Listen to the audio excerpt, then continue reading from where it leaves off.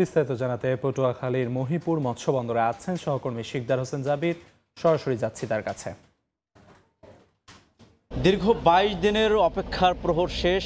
মধ্যরাত পেরোতেই সমুদ্র নদীতে নামবেন জেলেরা। এই মুহূর্তে চলছে শেষ মুহূর্তের প্রস্তুতি। জেলেরা শেষ মুহূর্তের এই প্রস্তুতিতে ব্যস্ত সময় পার করছেন। আমরা দেখতে পাচ্ছি সমুদ্রগামী যে জেলেরা রয়েছেন তাদের জাল ট্রলার সব কিছু গুছগাছ করে তারা ট্রলারে জাল তুলছেন। কেউ কেউ শেষ মুহূর্তের জন্য তাদের ট্রলারকে মেরামত করছেন। এভাবে করে প্রস্তুতি নিচ্ছেন সাগর উপকূলের জেলেরা। আমরা গত ২-৩ দিন ধরে দেখেছি জেলেরা প্রস্তুতিতে একেবারে জেলে পল্লীতে ছুটে এসেছেন। তারা তাদের প্রয়োজনীয় যে সরঞ্জাম সেগুলো গুছগাছ করছেন। আজকে রাত ১২টার পরই তারা সমুদ্রে নামবেন।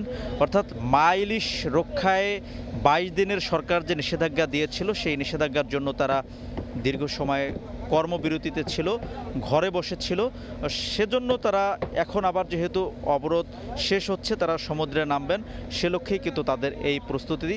মূলত এই ২২ দিন জেলে পাড়াগুলো তো ছিল একেবারে নিস্তব্ধ, এখন আবার সেই পূর্বের রূপ ফিরে পেয়েছে, কর্মচাঞ্চল্যতা ফিরেছে।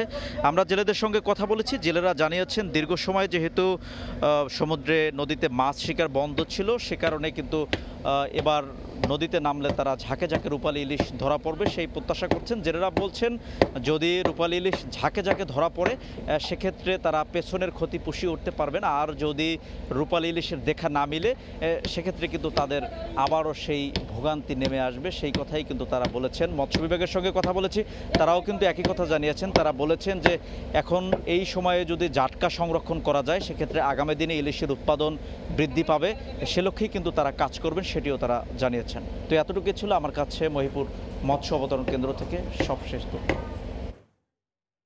পটুয়াখালী থেকে সবশেষ জানাচ্ছিলেন সহকর্মী শিকদার হোসেন জাবির।